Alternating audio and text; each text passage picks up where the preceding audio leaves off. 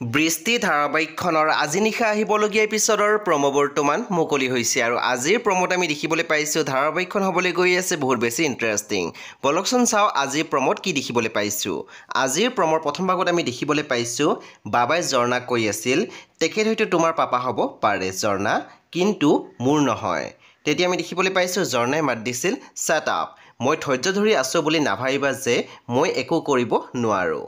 তাৰ পিছত আমি প্ৰমোদ দেখিবলৈ পাইছোঁ লুনাই কৈ আছিল তাৰ লগত সম্পৰ্কৰ কোনো আশা নাই, যেতিয়া একেবাৰে এভইড কৰাই ভাল, মাথো বৰ্মাৰ কি হৈছে সেইটো জানিব পৰা হ'লে ভাল আছিল। তাৰপিছত আমি প্ৰমোদ দেখিবলৈ পাইছোঁ সমীৰে কৈ আছিল চাৰ্জাৰীটো কৰাম, কিন্তু তাই যে আকৌ খোজকাঢ়িব পাৰিব তাৰ গেৰেণ্টি নাই।